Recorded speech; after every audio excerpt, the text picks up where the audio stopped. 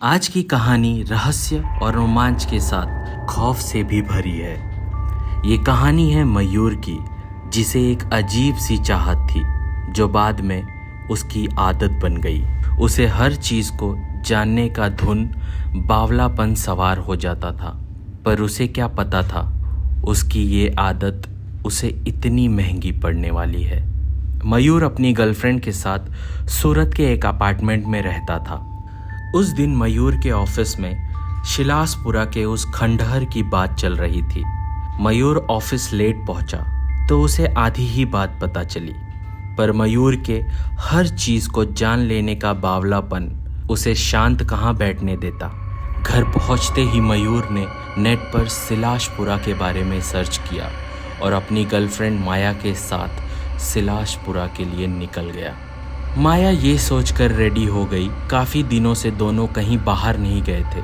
शिलासपुरा पहुंचकर मयूर ने खंडहर के पास ही एक होटल में रूम बुक किया, जो बाहर से तो बहुत ही आलीशान था, पर पूरे होटल में उनके अलावा और कोई नहीं था। मयूर ने जो कमरा बुक किया था, उस कमरे के खिड़की से शिलासपुरा का वो खंडहर साफ दिखाई देता था। माया कुछ देर खिड़की पर खड़े होकर उस खंडहर को ध्यान से देखती है और कहती है, क्या यहाँ जाना सही रहेगा? अरे घबरा क्यों रही हो, मैं हूं ना साथ। हम अभी इसी वक्त जाएंगे।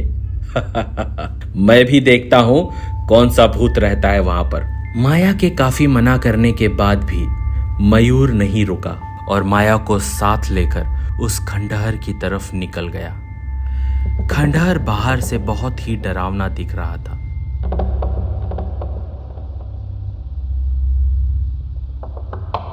अजीब सी आकृतियां बनी हुई थी उस खंडहर के दरवाजे पर। मयूर पूरे जोश में उस खंडहर के अंदर गया। माया भी उसके पीछे पीछे चलती जा रही थी। अंदर पहुंचते ही मयूर देखता है कि वहां पर शिलासपुरा की देवी की मूर्ति बनी हुई है। वो मूर्ति देखने में काफी डरावनी थी। माया कहती है, मयूर, अब चलो यहाँ से, देख लिया ना जो देखना था। पर मयूर कहाँ रुकने वाला था। वो जोर से हंसता है और कहता है, ये मूर्ति, इससे डरते हैं लोग। पागल कहीं के। और इतना कहते ही मयूर उस मूर्ति के सामने रखे उस कलश को अपने पैरों से गिरा देता है और कहता है, देखो गिरा दिया ना कलश को मैंने। हाँ।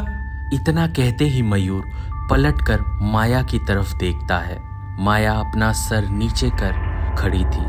मयूर माया के पास जाता है और जैसे ही माया ऊपर देखती है, मयूर के होश उड़ जाते हैं। माया के अंदर किसी अनजान आत्मा का वास हो गया था। माया का शरीर हवा में उड़ने लगता है। मयूर ये सब देखकर इतना घबरा जाता है मानो उसके खुद के शरीर में आत्मा ना हो। माया का उड़ता हुआ शरीर उस मूर्ति के पास जाने लगता है और ठीक उसी समय मूर्ति के सामने रखे दिए की आग बढ़ जाती है और उसी आग से माया के शरीर का दहन हो जाता है।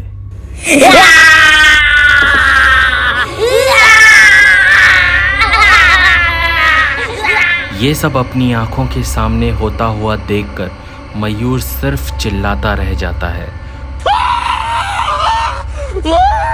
और भागता हुआ खंडहर के बाहर आता है और वहीं पर पूरी रात बैठकर चिल्लाता रहता है।